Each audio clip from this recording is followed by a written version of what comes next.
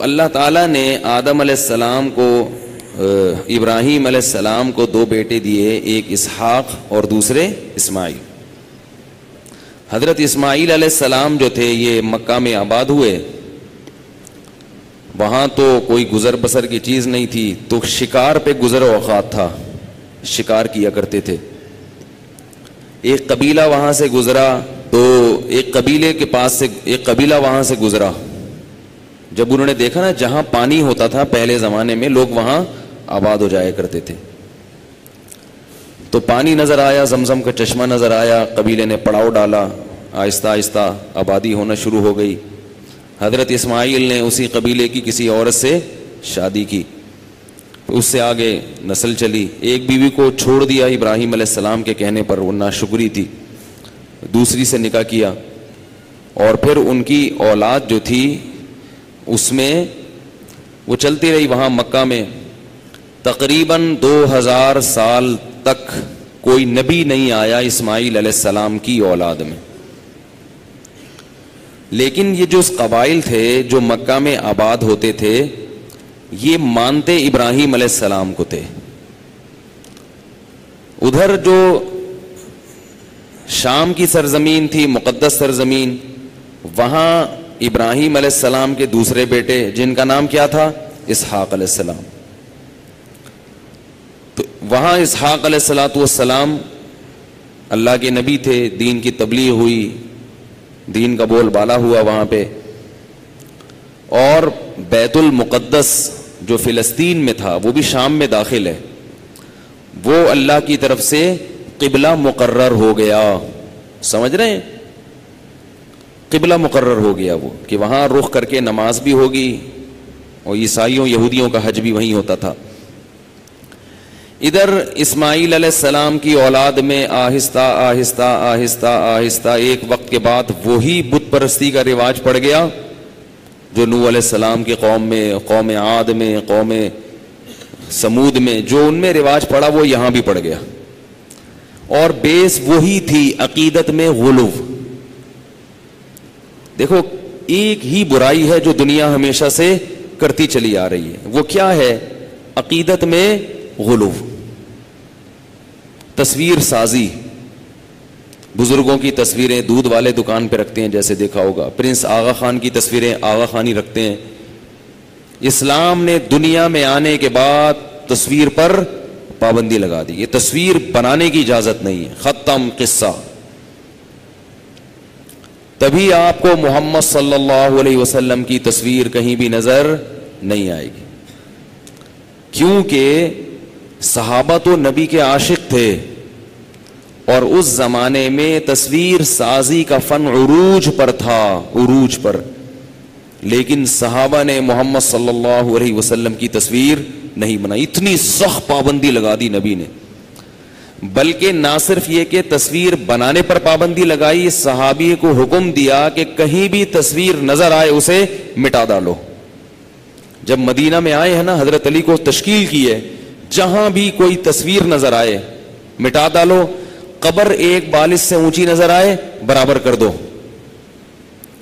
یہ جو اتنے بڑے بڑے پلازے بنے ہوئے نا قبروں پہ،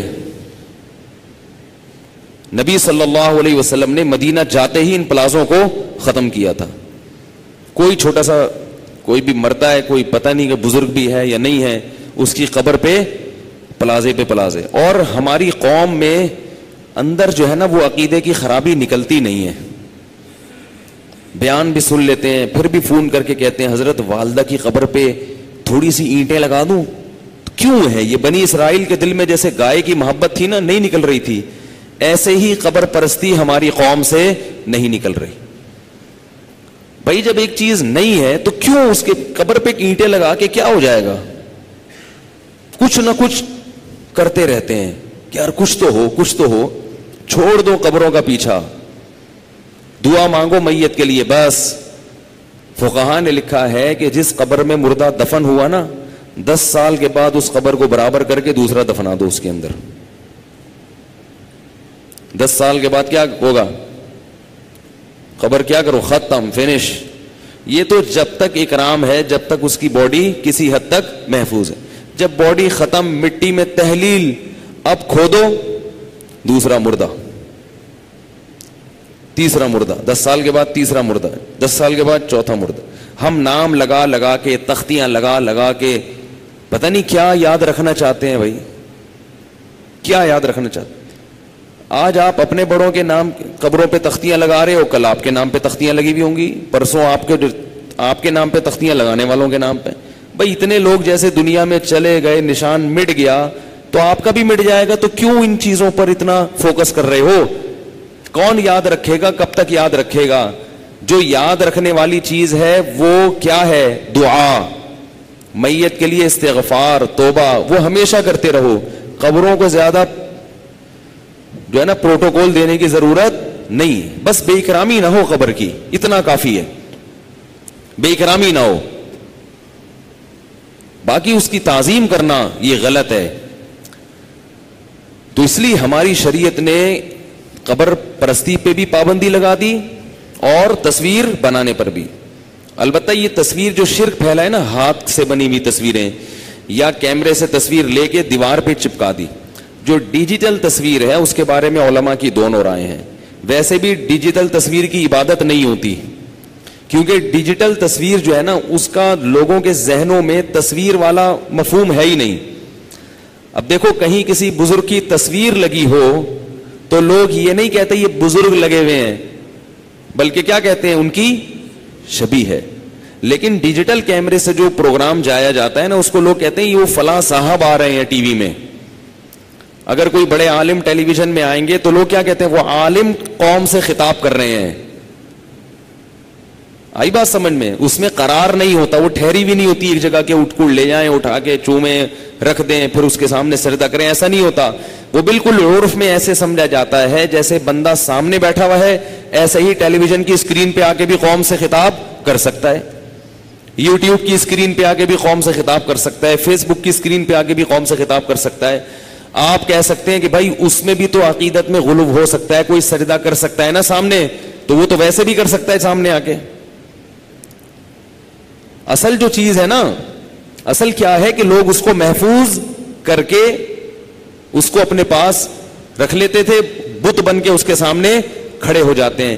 یہ ڈیجیٹل تصویر میں یہ چیز, یہ والا عنصر نہیں پایا جاتا ہے. مشاہدے پر مبنی ایک حقیقت ہے, ڈیجیٹل میں یہ نہیں ہوتا, یہ پرنٹڈ میں ہوتا ہے. تو یہ تصویر کو جس وجہ سے حرام قرار دیا گیا ہے اس میں سے ایک وجہ, اور بھی وجوہات ہیں, ان میں ایک بہت بڑی وجہ وہ ڈیجیٹل تصویر میں نہیں پائی جاتی. لیکن اپنے باپ داداؤں کی تصویریں محفوظ رکھنا, سنبھال کے بزرگوں کی تصویریں محفوظ رکھنا, یہ پہلے بھی حرام تھا, آج بھی حرام ہے اور قیامت تک حرام رہے گا. کیونکہ نبی کے دور میں جو تصویر تھی نا وہ قرار والی تصویر تھی, قرار, اس کو جس کو قرار ہوتا ہے, کہیں لگی ہوئی تصویر ہوتی ہے. اسی وجہ سے دو تصویریں توہین والی ہیں, ان کو بھی ختم کرنا شریعت میں ضروری نہیں ہے. جیسے تصویر کارپٹ پہ بنی ہوئی ہے, اس کو مٹانا ضروری نہیں ہے, کیونکہ کارپٹ پہ جو تصویر ہوگی اس میں تعظیم کا عنصر ختم ہو گیا. سمجھ رہے ہو بات کو؟ چادر پہ تصویر ہے, اس پہ آپ بیٹھتے ہیں, اس پہ آپ لیٹتے ہیں, اس میں تو تصویر کی توہین ہو رہی ہے نا, اس میں عبادت کہاں سے ہوگی اس کی؟ تو اس سے پتا چلا کہ بھئی تصویر میں ایک بہت بڑا عنصر کیا تھا, اللہ کی عبادت کا, اور اس میں ایک عنصر یہ تھا مزاحات لخلق اللہ, اللہ کی نقالی. یہ میرا موضوع نہیں ہے, اگر میں اس پہ چلا گیا تو موضوع تبدیل ہو جائے گا. تو ہوا یہ کہ عربوں میں آہستہ آہستہ آہستہ آہستہ جو ابراہیم علیہ السلام توحید پرست, بت پرستی کے خلاف, اسی ابراہیم کو نبی ماننے والے اور اسی کی اولاد میں انہیں اپنا روحانی بھی اور جسمانی بھی باپ ماننے والے, وہ بھی آہستہ آہستہ بت پرستی پہ آ گئے دوبارہ. انہوں نے بھی اپنے بزرگوں کے مرنے کے بعد پہلے تصویریں بنانا شروع کی, پھر مورتیاں بنانا شروع کی. لوگوں نے روکا ہوگا اس وقت کیا کر رہے ہو, تو وہی دلیل, جیسے آج کل مشرک کے پاس 100 دلیلیں ہوتی ہیں. دلیل کیا دیتے تھے؟ بھائی ہم ان سے تھوڑی مانگ رہے ہیں, یہ تو محض ایک وسیلہ ہیں ہماری بات اللہ کے دربار تک پہنچانے. مانگ تو اللہ ہی سے رہے ہیں, لیکن اللہ نے ان کو بھی اختیارات دے دیے ہیں, تو ان سے مانگو, اللہ سے مانگو برابر. یہ کچھ نہیں کر سکتے, یہ اگر کریں گے تو اللہ کے حکم سے کریں گے, اور اللہ نے ان کو اختیارات دے دیے ہیں. اللہ نے ان کو اختیارات دے دیے, جبکہ اللہ کہہ رہے میں نہیں دیتا اختیار کسی کو, سارے اختیارات میں نے اپنے پاس رکھے ہیں. بار بار وہ باتیں میں بتاتا ہوں, پھر اشکالات لوگوں کو ہوتے ہیں. فرشتوں سے جو اللہ کام لیتے ہیں نا, لوگ کہتے ہیں فرشتے بھی تو بارش برساتے ہیں اور فرشتے بھی تو اولاد دیتے ہیں. جیسے جبریل علیہ السلام نے حضرت مریم کو کہا کہ میں تمہیں بیٹا دے رہا ہوں, لِأَهَبَ لَكِ غُلَامًا زَكِيًّا, میں تمہیں بیٹا ہبا کر رہا ہوں. تو مشرک لوگ کیا کہتے ہیں کہ دیکھو جب فرشتہ اولاد دے سکتا ہے, یہ شرک نہیں ہے, تو نبی کیوں اولاد نہیں دے سکتے؟ جب اللہ نے فرشتے کو اولاد دینے کا اختیار دے دیا تو نبی کو اختیار کیوں نہیں دیا؟ نبی کا مقام تو زیادہ ہے. یاد رکھو اللہ نے جبریل کو کسی کو اولاد دینے کا اختیار نہیں دیا. جبریل نے حضرت مریم کو بیٹا دیا ہی نہیں ہے. حضرت مریم کو بیٹا کس نے دیا ہے؟ اللہ نے دیا ہے. اختیار نہیں دیا, کام لیا ہے. کام لینا الگ چیز ہے اور اس کو اختیار دے دینا الگ چیز ہے. مثال سے بات سمجھاؤں تو سمجھ میں آئے گی, امید ہے. دیکھو لکھنے کا کام آپ قلم سے لیتے ہو, لیکن لکھنے کا اختیار قلم کو نہیں دیتے. قلم سمجھتے ہو؟ پین, قلم گاڑی اردو ہو گئی ہے. پین, پین سے آپ نے لکھا الف, کام لیا نا پین سے. بے تے, جدھر گھماؤ گے ادھر گھومے گا. یہ نہیں ہوتا قلم سے بولے بھائی تو جو مرضی کرنا ہے کر, ایسا نہیں ہوتا. اللہ تعالیٰ فرشتے سے کام ایسے لیتے ہیں جیسے رائٹر پین سے کام لیتا ہے, اس کو ذریعہ بنا دیتے ہیں. تو جبریل نے جو کہا نا میں تمہیں دینا چاہتا ہوں, یہ نسبت ہے مجازی, اصل میں اللہ دے رہا ہے. لیکن اللہ نے مجھے کہا ہے کہ جبریل تم صرف پھونک مار دو, مریم کے پیٹ میں پھونک مار دو. تم پھونک مارو گے اللہ کی طرف سے حمل ٹھہر جائے گا. تبھی اللہ کی قدرت ہے, یہ جبریل کی قدرت نہیں ہے. تو ذریعہ بنے تھے تو مجازن نسبت کر دی. مجازن نسبت میں حقیقت نہیں دیکھی جاتی. اکثر میں مثال دیتا ہوں نا کہ آپ کہتے ہو میری گاڑی پنچر ہو گئی ہے. بڑی گاڑی نہیں پنچر ہوئی, گاڑی کا ٹائر پنچر ہوا ہے. لیکن پنچر کی نسبت آپ نے گاڑی ٹائر کے بجائے شارٹ کٹ میں کس کی طرف کر دی؟ گاڑی کی طرف. کہ بھئی عقل مند خود ہی سمجھ جائے گا, کیونکہ گاڑی اور ٹائر کا آپس میں رشتہ ہے. اور آسان مثال, آپ کہتے ہو یار میں آج بریانی کی 3 پلیٹیں کھا گیا دعوت میں. کہتے ہیں نا لوگ, اگلا کہا یار پلیٹ تو ایک بھی نہیں کھائی جا سکتی بھائی, تم 3 کھا گئے. تو وہ کہے گا اصل میں پلیٹ کے اندر جو بریانی تھی وہ کھائی ہے میں نے. نہیں نہیں تم نے تو پلیٹ بولا ہے, تم تو پلیٹیں. وہ بولے بھائی وہ کیونکہ بریانی اور پلیٹ کا آپس میں بڑا گہرا لنک ہے, تو میں نے کہا کہ بریانی کی نسبت ہٹا کے کدھر کر دو, نسبت پلیٹ کی طرف کر دو. اس لیے کہ تم خود سمجھدار ہو کہ پلیٹ نہیں کھائی جا سکتی, تو لہذا اس کی طرف نسبت کرنے سے مقصد کیا ہے کہ عقل مند کے لیے اشارہ کافی ہوتا ہے. تو اللہ تعالیٰ نے پورے قرآن میں بتا دیا کہ میں نے کسی کو اختیار نہیں دیا, نہ اولاد دینے کا, نہ بگڑی بنانے کا. تو اس لیے اللہ نے کہیں کہیں پیغمبروں کی طرف بھی نسبت کر دی, کہیں فرشتوں کی طرف بھی کر دی, کہ ان کو توحید کا عقیدہ اتنا اچھی طرح سمجھا دیا ہے کہ اب اگر پیغمبروں کی طرف نسبت ہوگی تو یہ خود سمجھ جائیں گے کہ کام پیغمبر نے نہیں کیا, ان کے ہاتھ سے اللہ کام لے رہا تھا, ان کو ذریعہ بنا رہا تھا, ان کو اختیار نہیں دے رہا تھا. سمجھ جائیں گے خود ہی. یہ اس بات کو ہر جگہ واضح کرنے کی ضرورت نہیں رہے گی. بات آ رہی ہے سمجھ میں؟ یہی اب لوگ کہتے ہیں کہ چلو کام اللہ ان سے لے رہا ہے, تو ہمیں پتہ ہے جب اللہ پیغمبر سے یا ولی سے بھی کام لے سکتا ہے تو ولی سے مانگنے میں پھر کیا حرج ہے؟ کرے گا تو اللہ ہی, لیکن لے گا تو ان سے نا کام. سوال سمجھ میں آئے گا تو جواب سمجھ میں آئے گا. لوگ کہتے ہیں کہ ٹھیک ہے, ہم بھی کہتے ہیں کہ اللہ نے اختیار نہیں دیا, لیکن اللہ کام تو پیغمبر سے لیتا ہے نا, یا فرشتے سے لیتا ہے نا. اللہ نے کام پیغمبر سے لیا, چاند کے 2 ٹکڑے کر دیے, کیے اللہ نے. ذریعہ کس کو بنایا؟ پیغمبر کو. تو ہم آپ جب مانتے ہیں کہ اللہ پیغمبر کو ذریعہ یا ولی کو ذریعہ بنا دیتے ہیں, تو جو ذریعہ ہوتا ہے اس سے بھی تو مانگا جا سکتا ہے نا. جیسے صدر مملکت کام لیتے ہیں گورنر سے, ذریعہ بنا دیتے ہیں, تو گورنر کے پاس بھی تو ہم ایپلیکیشن لے کے چلے جاتے ہیں.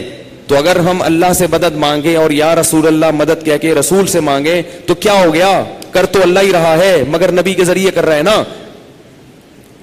سوال آیا سمجھ میں؟ جواب دیکھو، سوال یہ ہوتا ہے کہ جب اللہ نے ان کو اگرچہ اختیار نہیں دیے لیکن اللہ ذریعہ ان کو بنا رہے ہیں تو ہم نے ان سے مانگ لیا تو کیا حرج ہے؟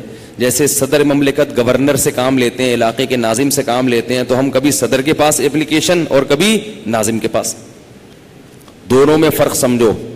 صدر کی طرف سے گورنر کو اور ناظم کو باقاعدہ اختیارات ہوتے ہیں.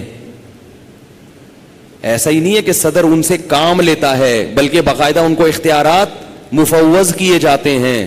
پولیس کو گرفتاری کا اختیار دیا جاتا ہے، فوج کو جنگ لڑنے کا اختیار دیا جاتا ہے، وزیر اعظم کو بجٹ اناؤنس کرنے کا اختیار دیا جاتا ہے، اگرچہ اس میں پرمیشن لینی پڑتی ہے.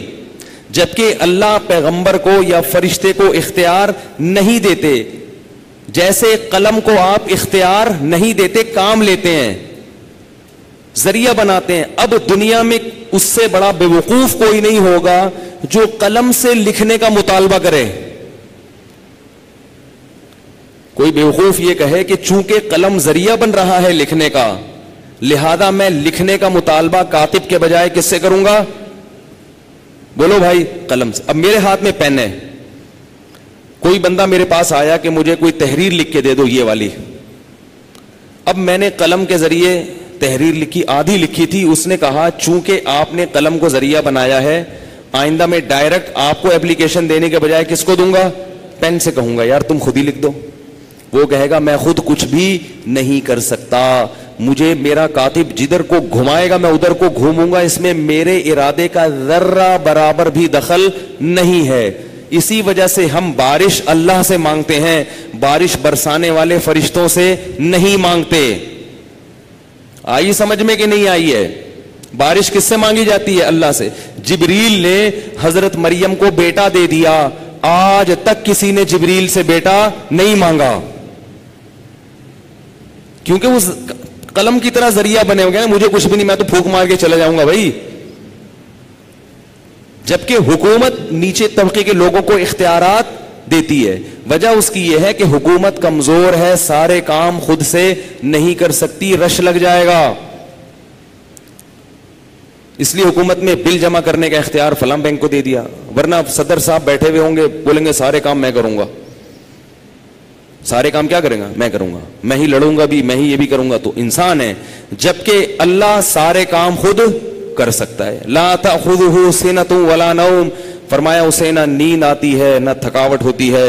الحی القیوم ہے، زندہ ہے، پوری کائنات کو تھامے ہوئے ہے. کل یوم ہوا فی شان، ہر وقت کوئی نہ کوئی کام کر رہا ہے. کروڑوں نوعیتوں کے کام ایک ایک سیکنڈ میں کر رہا ہے اور وہ تھکتا نہیں ہے. تو اس کو ضرورت نہیں ہے اپنا کوئی وزیر یا اپنا کوئی نائب بنانے کی کہ بھائی میں سارا سب کو دیکھ نہیں سکتا، کچھ تم کر لو. ایسا نہیں ہے. تو اس شرک کی نفی ہے قرآن میں. یہ والا شرک کبھی بھی نہیں ہوا کہ اللہ کے علاوہ بھی کوئی اللہ ہے. مشرکین سے جب پوچھا جاتا تھا، قرآن میں جگہ جگہ یہ آیت ہے وَلَئِن سَأَلْتَهُم مَّن خَلَقَ السَّمَاوَاتِ وَالْأَرْضِ، ان سے پوچھو کہ آسمانوں اور زمین کو کس نے بنایا، لَيَقُولُنَّ اللَّهُ، قسم اٹھا کے کہیں گے کہ صرف اور صرف اللہ نے. آج جو مشرک لوگ ہیں وہ یہ کہتے ہیں کہ ہم اللہ کو مانتے ہیں کہ اللہ ایک ہے، اسی نے سب کچھ بنایا، ہمارے نبی کو بھی اسی نے بنایا، تو ہم مشرک کہاں سے ہو گئے؟ بھئی آپ مشرک اس لیے ہو گئے کہ آپ کہتے ہو اللہ نے نبی کو بنا کے اللہ نے اپنے پاس بھی اختیارات رکھے ہیں اور نبی کو بھی اختیارات بولو بھائی دے دیے. یہی تو شرک تھا. وہ کہتے تھے بتوں کو دے دیے، آپ کہتے تھے نبی کو دے دیے. تو اللہ کہتے ہیں میں نے کسی کو نہیں دیے. اللہ کی ذات میں کسی بت کو شریک کرو یا پیغمبر کو شریک کرو، کافر ہونے میں دونوں بولو نا برابر. عیسائیوں نے اللہ کی ذات میں کسی بت کو شریک کیا ہے. کس کو شریک کیا ہے؟ حضرت عیسیٰ ابن مریم، ایک بہت مقدس پیغمبر جو قرب قیامت میں نازل ہوں گے. ہاں، جو اب کیا ہے کہ اللہ نے اختیارات کسی کو نہیں دیے، صرف کس کے پاس رکھے ہیں؟ اپنے پاس رکھے. ما فوق الاسباب اختیارات. تو وہی شرک کس میں آیا دوبارہ؟ ہاں، یہ والا شرک دنیا میں کہیں نہیں ہوا کہ اللہ جیسا کوئی اللہ ہے. یہ تو ہندو بھی نہیں مانتے. ہندو بھی کہتے ہیں بھگوان ایک ہی ہے. صحیح ہے نا، اصل بھگوان. یہ چھوٹے چھوٹے نا وہ اصل بھگوان تک پہنچانے کا ذریعہ ہے. یہ 50 والا جلدی پہنچا دے گا, 100 والا اور جلدی پہنچائے گا, صحیح ہے نا. اس طرح کی وہ ان کے ہاں ایک سوچ ہے کہ بھائی جس کی بیٹری اچھی ہے تو ظاہر ہے اچھی بیٹری ہے تو لائٹ زیادہ دے گا تو وہ کام بھی جلدی کرے گا. ان کی سوچ ہے, کیونکہ ان کی دکانوں میں اس طرح رکھے ہوئے ہوتے ہیں. واللہ عالم, مقصد کسی کا مذاق اڑانا نہیں ہے بھائی, ٹھیک ہے نا. تو شرک کرنے سے کیا ہوتا ہے, شرک کا مطلب سمجھ گئے کہ دو خدا کا قائل نہیں ہے کوئی, قائل اس چیز کے ہیں کہ ان کے ساتھ اللہ نے ایک اختیار بھی نہیں دیا. یاد رکھو, جو کہتے ہیں نا مختار کل بنا دیا وہ بھی کافر ہے, جو کہتا ہے مختار کل نہیں بلکہ بعض چیزوں کا اختیار دیا ہے وہ بھی کافر ہے. اللہ کہتے ہیں کچھ بھی نہیں دیا. ما لہم فیہما من شرک وما لہ منہم من ظہیر, کوئی مددگار نہیں ہے اس کا, کوئی ہاتھ بٹانے والا نہیں ہے اللہ کے ساتھ, کوئی اس کا وزیر نہیں ہے, کسی بھی چیز میں وزیر نہیں ہے. اللہ کے بندو یہ عقیدہ ہے, اس میں دو نمبری نہیں چلے گی, اس میں دوغلی باتیں نہیں چلیں گی. کلمے کے بارے میں نہیں ہے کہ آپ کہیں کہ یہ بھی ٹھیک ہے تو وہ بھی ٹھیک ہے, نہیں, یہ کوئی نہیں ٹھیک ہے, یہی ٹھیک ہے. نماز میں چلے گا یہ والی بھی ٹھیک ہے, بغیر یہ والی بھی ٹھیک ہے, چوڑی والی بھی ٹھیک, پتلی والی بھی ٹھیک, زور سے آمین بھی ٹھیک, آہستہ آمین بھی ٹھیک, وتر 3 رکعت بھی ٹھیک, 1 رکعت بھی چلتا ہے. یہ تھوڑی کہ خدا ایک بھی ٹھیک اور دو بھی ٹھیک, اس سے بھی مانگو اس سے بھی مانگو, یہ نہیں چلے گا. اس پہ میں ایک واقعہ سناتا ہوں. اب چونکہ فیس بک پہ نئے نئے لوگ آ رہے ہیں, آپ لوگ بھی بہت سارے نئے نئے, پرانے والے تو یہ واقعہ سن سن کے کان پک گئے ہوں گے, نئے والوں کی خاطر ایک دفعہ دوبارہ سن لیں. توحید کے معاملے میں گڑبڑ نہیں. اس پہ میں واقعہ سناتا ہوں. ایک مدرسے کا طالب علم تھا, مدرسے میں پڑھا نہیں تھا وہ صحیح طریقے سے, گاؤں چلا گیا. اسے شرمندگی ہوئی کہ مجھے آتا واتا تو کچھ ہے نہیں, جب میں گھر جاؤں گا تو لوگ مسئلے پوچھیں گے, آتے تو ہے نہیں مجھے تو میں کیا کروں گا, لوگ تو عقیدت میں آئیں گے مسئلے پوچھیں گے. تو اس کے استاذ نے بولا کہ جب بھی کوئی مسئلہ پوچھنے آئے نا, جواب تو تمہیں آتا نہیں ہوگا تو غور و فکر کرنا, بولنا یار اس میں علماء کا اختلاف ہے, اس میں علماء کا اختلاف ہے. لوگ کہیں گے یار بہت گہرا علم ہے, صرف جواب نہیں بلکہ علماء کے اختلافات بھی مانو. تو بعض یہ کہتے ہیں بعض یہ کہتے ہیں, تو وہ کہے گا میں کیا کروں, بولے بھائی دونوں رائے ہیں علماء کی, ٹھیک ہے, دونوں طرف احتیاط اس میں ہے, اس طرح کر کے کو ٹہلا دو. دوسرا یہ کہا کہ جب بھی کوئی مسئلہ پوچھنا ہے تو اس میں شقیں نکالنا, شقیں, یوں ہوا تھا تو یوں حکم ہے, یوں ہوا تھا تو یوں حکم ہے. اب یہ چلے گئے گاؤں, تو کوئی پوچھنے آیا مسئلہ کہ گاؤں کنویں میں چوہا گر گیا ہے, کتنے ڈول نکالیں گے کنواں پاک ہو جائے گا. پریشان بھائی, اب مسئلہ تو یہ کہ چوہا نکال کے 20 ڈول نکال لو, لیکن پڑا ہوا ہوگا تو آئے گا نا جواب. یہ پریشان, کہہ رہے یار چوہا مر کے گرا ہے یا گر کے مرا ہے, ٹھیک ہے, چوہا مرا پہلے ہے گرا بعد میں ہے یا گرا پہلے ہے مرا بعد. وہ کہہ رہے دونوں کا حکم بتا دیں, کہہ رہے نہیں پہلے تحقیق کر کے آؤ, گرا پہلے مرا بعد میں اس کا حکم الگ ہے, مرا پہلے گرا بعد میں اس کا حکم. وہ بیچارہ کہاں سے کہ مرا پہلے گرا بعد میں, کہاں تحقیق کرے گا, اس نے کنواں ہی چینج کر دیا. تو ایسے ہی کوئی آتا پوچھا کہ یہ کیا, تو کہہ رہے اس میں علماء کا اختلاف ہے. اب نہ یہ کہہ کے عادی ہو گیا, ہر مسئلے میں کیا کہتا علماء کا اختلاف. لوگوں کو شک ہوا کہ یار یہ کہیں اس کو آتا واتا بھی ہے کچھ. ایک دن ایک آدمی آیا, اس نے اس سے پوچھا کہ لا الہ الا اللہ کا مطلب کیا ہے, لا الہ الا اللہ کا مطلب کیا ہے, اللہ کے سوا کوئی عبادت کے لائق نہیں, اس کا مطلب کیا ہے. جواب میں کہتے اس میں علماء کا اختلاف. لوگوں نے پکڑ کے لگائے چترول, بولے اس میں بھی اختلاف ہے کیا. اب میں آپ سے ایک بات پوچھ رہا ہوں کہ گاؤں والوں نے اس کو کیوں چترول لگائے. وہ بھی جانتے تھے کہ لا الہ الا اللہ کے مفہوم میں اختلاف نہیں ہو سکتا, اللہ کے سوا کوئی معبود نہیں, اس کے دو مطلب نہیں ہو سکتے کہ ہم کہیں یہ والا مطلب ہے, دوسرا کہے یہ والا مطلب نہیں ہے, بلکہ وہ والا مطلب ہے. ہم کہیں چلو امت کے علماء میں اختلاف ہے, دونوں مطلب نا نا نا نا نا نا, ایک ہی صحیح ہے, دوسرا فنار ہے, جہنم میں ہے. یا تو وہ جہنم میں ہے دوسرا, یا میں جہنم میں ہوں. پھر اگر میں اس کا مطلب صحیح بتا رہا ہوں, دوسرا غلط بتا رہا ہے, دوسرا کچھ اور بتا رہا ہے, تو وہ جہنم کی آگ میں. اور اگر میں غلط بتا رہا ہوں, وہ صحیح بتا رہا ہے, تو میں جہنم کی آگ میں. رفع الیدین میں نہ کرنے میں میرا مذہب اگر صحیح ہے اور رفع الیدین کرنے والے کا صحیح نہیں ہے, تو کرنے والا جہنم میں نہیں جائے گا, بلکہ اجتہادی خطا پہ اس کو ثواب ملے گا. اور اگر نہیں کرنے والا غلط ہے تو نہیں کرنے والا بھی جہنم میں نہیں جائے گا، بلکہ اس اجتہادی خطا پہ اس کو الگ سے اللہ کی طرف سے ثواب ملے گا۔ فروعی مسائل میں غلطی پہ بھی اجر ملتا ہے، بنیادی بیسک عقائد میں غلطی پہ اجر نہیں ملتا، کافر ہو جاتا ہے انسان، اسلام سے خارج ہو جاتا ہے۔ تو اللہ کے سوا کوئی معبود نہیں کا مطلب پتہ ہے کیا ہے؟ اللہ کے سوا کوئی مختار کل نہیں، مختار بعض بھی نہیں ہے، مختار کل تو دور کی بات، مختار ہی نہیں ہے، اختیارات ہیں ہی نہیں۔ اللہ کے سوا کسی سے دعا مانگنا جائز نہیں ہے، یہ لا الہ الا اللہ کے مفہوم میں سب سے پہلے داخل ہے یہ چیز۔ اب اس میں دو رائے نہیں ہو سکتی کہ یا اللہ بھی یا رسول اللہ بھی، نا نا نا، یہ نہیں چلے گا بھائی، یہ مارکیٹ میں نہیں چلے گا۔ اور یاد رکھو، کسی کو دین کے قریب لانے کے لیے وقتی طور پر حق کو چھپانا تو جائز ہے کہ مصلحت نہیں ہے کھل کے مسئلہ بیان کرنا، لیکن غلط بیانی جائز نہیں ہے، یہ شریعت کا مسئلہ چینج کر دینا جائز نہیں ہے۔ بعض لوگ کیا کرتے ہیں، ان کو پتا ہے کہ یہ فلاں مسجد کا امام یا رسول اللہ مدد بھی کہتا ہے، غیر اللہ سے مدد کا قائل ہے، اس پہ باقاعدہ مناظرے کر رہا ہے، تو اس کے پیچھے نماز نہیں ہوگی۔ نہیں یاری بات میرا خیال ہے۔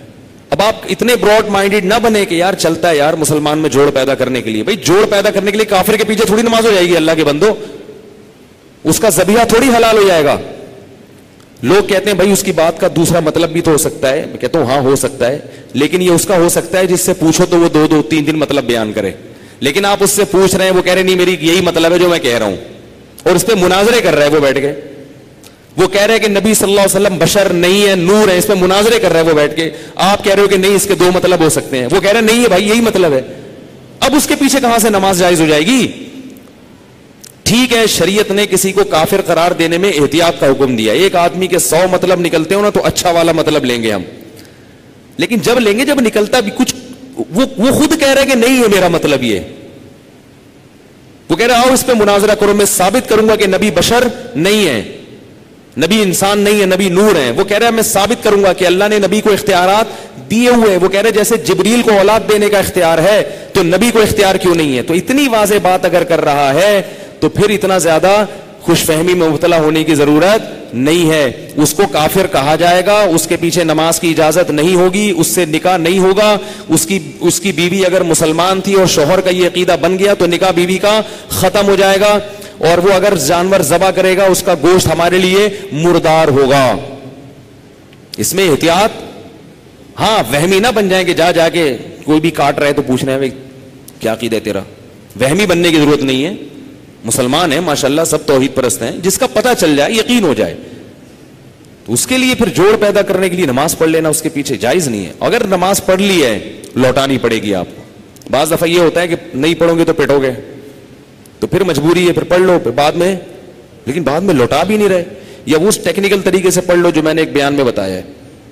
اور اس میں کوئی دیوبندی بریلوی کا اختلاف نہیں ہے، کوئی دیوبندی یہ عقیدہ رکھے وہ بھی کافر ہے، کوئی اہل حدیث یہ عقیدہ رکھے وہ بھی کافر ہے، کوئی بریلوی عقیدہ رکھے وہ بھی کافر۔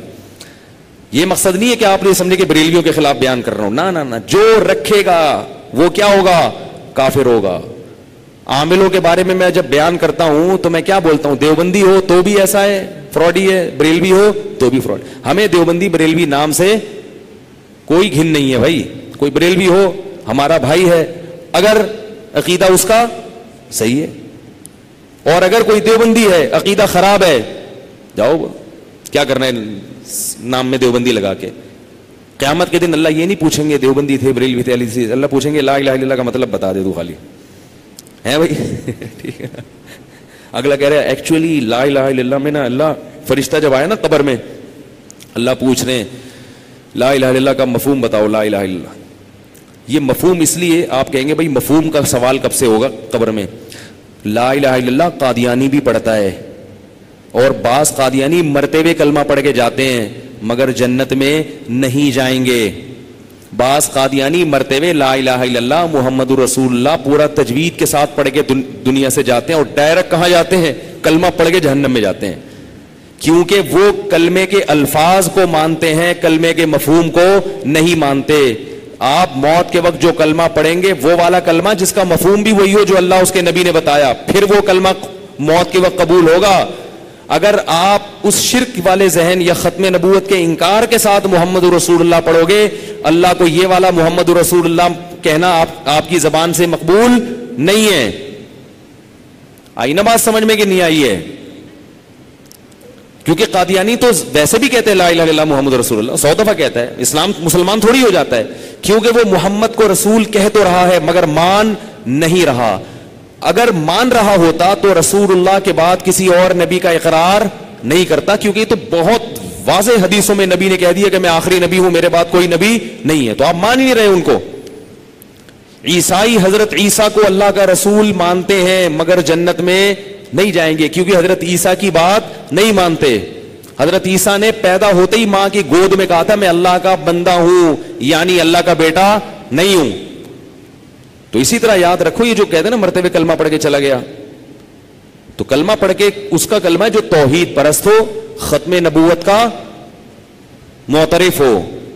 تو اس طرح اس قسم کے لوگ جو کلمہ پڑھیں گے ان سے قبر میں سوال ہوگا کہ یہ کون سا والا کلمہ پڑھا ہے, اس کا مفہوم کیا ہے. اب وہ وہاں پھنسے گا تو بولے ایکچولی اس میں 2 رائے ہیں. گرین والے کہتے تھے کہ اس کا یہ مفہوم ہے, اللہ کہیں گے تو بتا تیرا کیا تھا,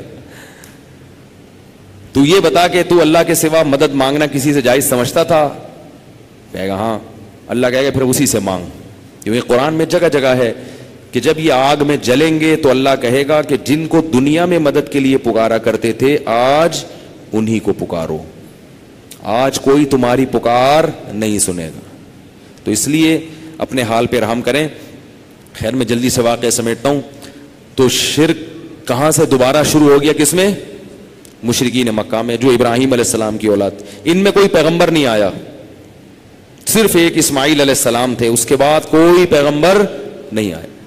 لیکن ان میں خصوصیات, بہت ساری پازیٹیو چیزیں حضرت ابراہیم اور اسماعیل علیہ السلام سے ان کے بلڈ میں منتقل ہو گئی تھی. مشرک تھے مگر بہادر بہت تھے, غیرت مند بہت تھے, سخی بہت تھے, رشتہ داری جوڑتے تھے, اور اپنے رشتہ داروں کی خاطر جنگوں میں کٹ جایا کرتے تھے, رشتہ دار پہ آنچ نہیں آنے دیتے. کسی سے دوستی کا ہاتھ بڑھا لیا, کٹ جائیں گے, مر جائیں گے, وہ ہاتھ پیچھے بولو نا نہیں. مشرک تھے مگر ان کے اندر یہ کوالٹیز بہت زیادہ تھی. اللہ نے اس لیے آخری نبی کے لیے اس قوم کا انتخاب کیا کہ ان میں بہت ساری خصوصیات ہیں, ان سے صرف شرک چھڑوا دو تو یہ توحید میں ایسے آگے نکلیں گے کہ دنیا ان کا مقابلہ نہیں کر سکے گی. اور ادھر جو گڑبڑیں چل رہی تھیں, اب جو غیرت مند لوگ تھے نا, دیکھو غیرت مند ہوتا ہے نا وہ اپنے دوست کا مصیبت میں ساتھ دیتا ہے. اور ویسے آپ کی بڑی اچھی دوستی تھی, دوست پٹ رہا ہے تو سب سے پہلے آپ وہاں سے بھاگیں گے. ایک آدمی کہتا ہے کہ میرا بڑا اچھا دوست تھا, ایک دن میری پٹائی ہوئی تو میں نے کہا میرا دوست بھی آئے گا, تو میں بہت دور تک دیکھتا رہا, اتنی جلدی بندہ غائب ہوا ہے پتہ ہی نہیں چل رہا کہاں گیا ہے. یعنی کافی میں نے تلاش کیا, ایسے غائب. اور ادھر جو تھا وہاں پیغمبر آتے رہے ہیں, ہزاروں پیغمبر آئے ہیں ادھر فلسطین میں, شام میں. آج بھی شام کی سرزمین میں جتنے پیغمبر دفن ہیں پوری دنیا میں کہیں بھی نہیں ہے. ارسلنا رسولنا تترا, اللہ فرماتے ہیں ہم نے پیغمبروں لگاتار پیغمبر بھیجے ہیں, لائن لگا دی ہے پیغمبروں کی بنی اسرائیل میں. تو حضرت ابراہیم کے بیٹے کون تھے؟ اسحاق. یہ کہاں رہے تھے؟ شام میں. اور اسماعیل علیہ السلام کہاں تھے؟ مکہ میں. ان کا تو الگ ہسٹری ہے مکہ والوں کی, وہ میں نے آپ کو مختصر بتا دی. شرک میں چلے گئے, جنگیں, لڑائیاں, ذرا ذرا سی بات پہ جہالت پہ اتر آتے تھے, اور ان کا تو سارا نظام کیا ہو گیا؟ تباہ و برباد ہو گیا. بس قتل و غارت, قبائلی جنگیں, اور جناب اس کا گھوڑا آگے نکل گیا نا دوڑ میں, مار دیا اس کو جان سے. اس سے جان سے مارا, اس نے بولا ہم نہیں چھوڑے گا, ہم بھی مارے گا. ادھر مارا, اس نے پھر مارا. جنگیں بھائی, لڑائیاں, عورتیں بھی قتل کر دیتی تھی وہاں, بڑی جنگیں. اور یہ سب میں وہ ان پہ کوئی حکومت کرنا پسند نہیں کرتا. بولے بھائی ان کو تو حکمران بنا سکتے ہیں, ان کو رعایا نہیں بنا. لوگوں نے چھوڑ دیا, بولے ان کو لڑنے دو. لیکن ایک خاصیت تھی, بیت اللہ سے بڑی محبت کرتے تھے کہ یہ ہمارے باپ ابراہیم علیہ السلام نے اللہ کا گھر بنائے. ایسی محبت. لیکن عجیب بات ہے کہ بیت اللہ کے اندر 360 بت بھی رکھ دیے لا کے. بیت اللہ کا بھی طواف ہو رہا ہے اور ان بتوں کا بھی ہو رہا ہے, لیکن بیت اللہ چھوڑنے کے لیے تیار نہیں ہوتے تھے. کہتے یہ اللہ کا گھر ہے, یہ مانتے تھے. اور پوری دنیا سے جو لوگ حج کرنے آیا کرتے تھے ابراہیم علیہ السلام کی دعوت پر، ان کا بڑا اکرام کیا کرتے تھے.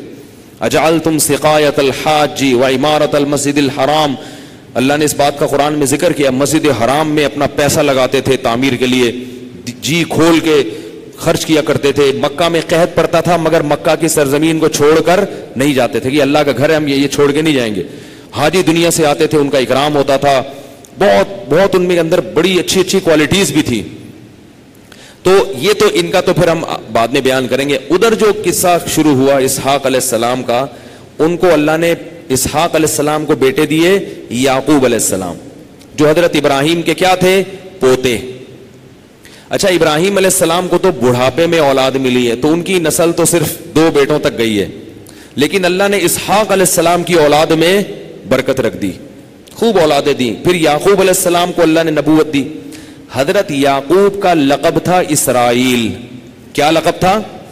اسرائیل.